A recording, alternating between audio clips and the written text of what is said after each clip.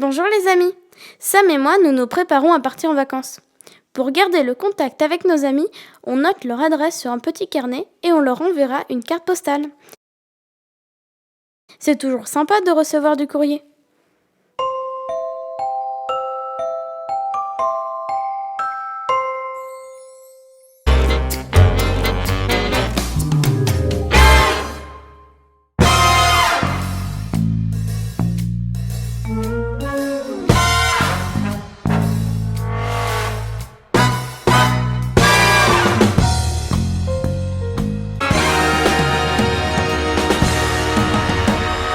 L'écriture apparaît en 5300 avant la naissance de Jésus. Elle devient un formidable outil pour résumer et pour transmettre une pensée complexe en quelques symboles. Le défi de la communication fut le choix du support. De la pierre au papier, du burin à la presse à imprimer en 1455. Le support devient de plus en plus léger et surtout facilement reproductible. L'information devient ainsi multipliable et diffusable à l'infini. Autre défi, transporter l'information. Et là, plusieurs facteurs entrent en jeu. Tout d'abord, la distance entre les deux correspondants. Pendant longtemps, les animaux ont été très utiles pour la combler. Ensuite, la vitesse et les infrastructures. Premier réseau entièrement dédié au transport de l'information, le télégraphe réduit le délai de transmission grâce à l'invention de l'électricité. Parallèlement, la révolution industrielle multiplie les moyens de transport mécanique. La prochaine étape est le transport de la voix, grâce à l'invention du téléphone. Puis le transport de l'image, grâce au premier téléviseur ou télé. La technologie permet de dépasser toutes les contraintes, la distance, la vitesse. Ce qui manque encore à la télévision en 2000, c'est l'interactivité. Internet est donc devenu la suite logique de ce besoin. Internet permet d'échanger en temps réel toutes sortes d'informations, des images, de la musique, des vidéos. Mais il faut que les réseaux de télécommunications soient performants pour absorber le trafic d'échange. En 2010, on s'est aperçu qu'Internet n'était pas aussi rapide qu'on le souhaitait, à cause du nombre d'informations qui circulent. On a alors inventé la fibre optique pour que les échanges, les communications ne soient pas interrompus ou ralentis. Cela permet aux personnes de communiquer en temps réel, même aux quatre coins du monde. Et toi, quel moyen de communication préfères-tu ? Le téléphone, avec les SMS, les appels, les lettres ou les mails ? À chacun sa façon de communiquer.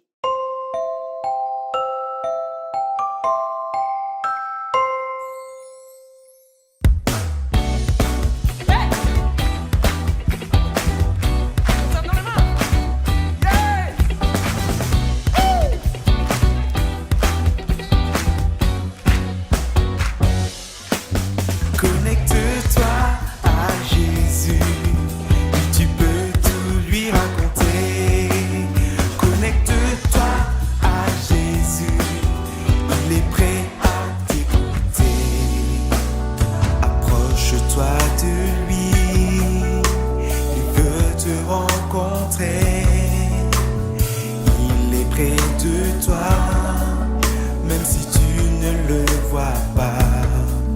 Tu sais, il a promis, il ne t'abandonnera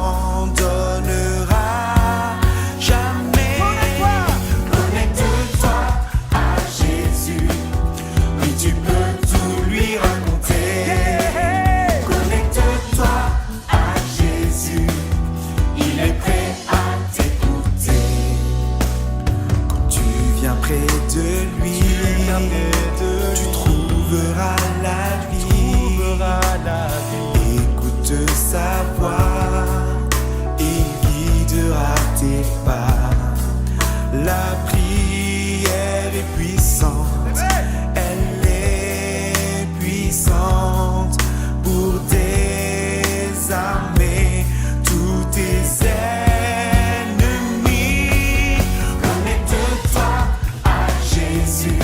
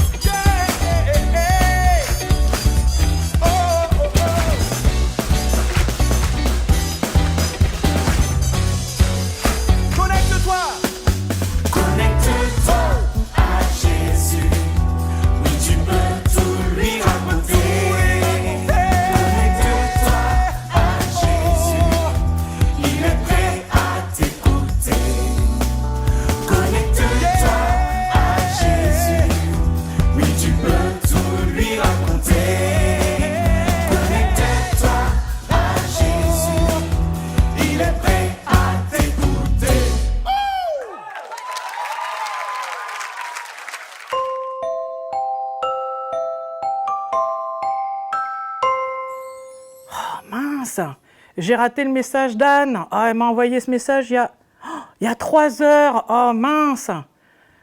Bon, je lui envoie en disant que j'étais occupée et que je n'ai pas pu lui répondre avant. Voilà. Je rappellerai plus tard. Allô, Monica ? Monica ? Monica, tu m'entends ? Je capte pas bien là. Je n'entends que un mot sur 2, Monica ? Bon, je raccroche, je rappellerai plus tard. Hein.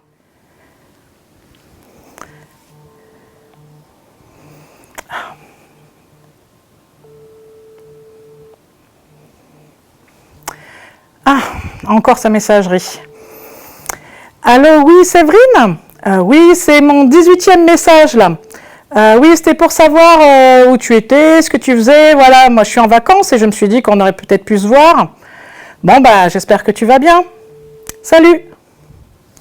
Ah, décidément, j'ai du mal à me connecter avec les filles. Hein.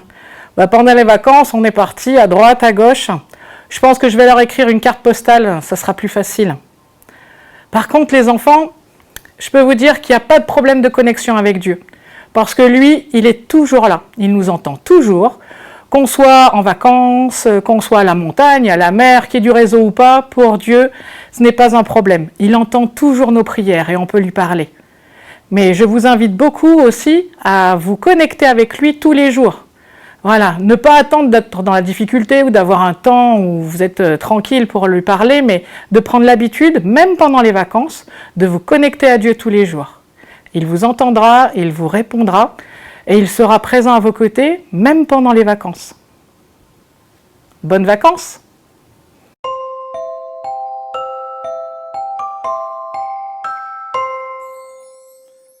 Voici un verset de la Bible tiré du livre des Psaumes, que vous pouvez garder dans votre cœur tout l'été. Il a été écrit par le roi David, qui voulait habiter dans la maison de Dieu tous les jours de sa vie, afin de l'admirer dans sa beauté. Il désirait connaître Dieu dans sa demeure, c'est-à-dire à l'église. Mais que voulait dire David quand il a écrit « habiter dans la maison de l'Éternel tous les jours » ? Il voulait de tout son cœur parler à Dieu, le prier tous les jours, lire la Bible pour rester connecté à lui, et aussi vivre en conformité avec ce que Dieu a dit. Allez, on le répète ensemble. Je voudrais habiter dans la maison de l'Éternel tous les jours de ma vie, afin d'admirer l'Éternel dans sa beauté et de chercher à le connaître dans sa demeure. Psaume 27, verset 4. Bel été à tous!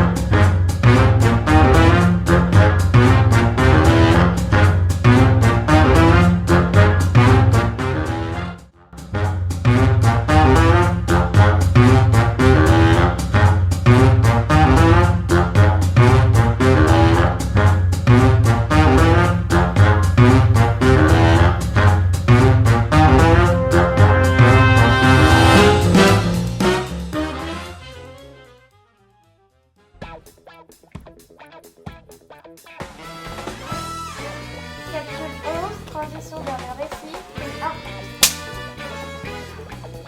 1. Moi aussi, je voudrais faire le bon choix.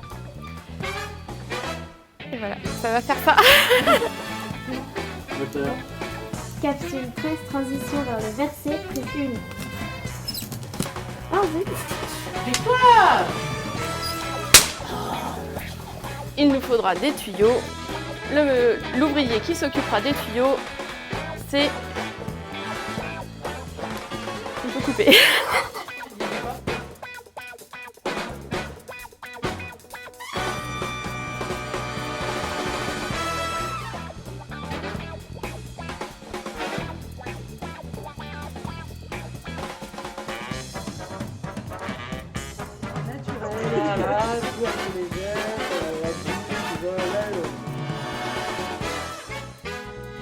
Clac, caméra boom, un professionnel.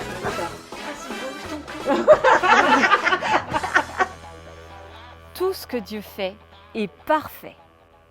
Il a créé... Pardon, je suis désolée, ça se voyait peut-être pas à la caméra. Fais-moi coucou. Oh là là, qu'est-ce que t'es bien.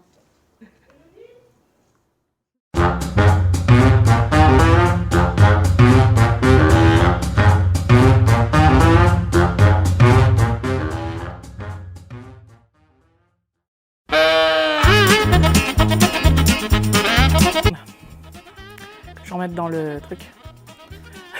Parce que j'ai fait plein de choses entre deux. Eh, vous tournez en ce moment là?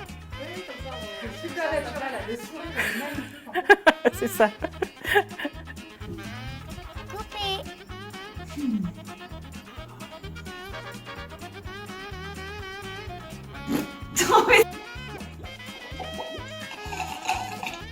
Parti.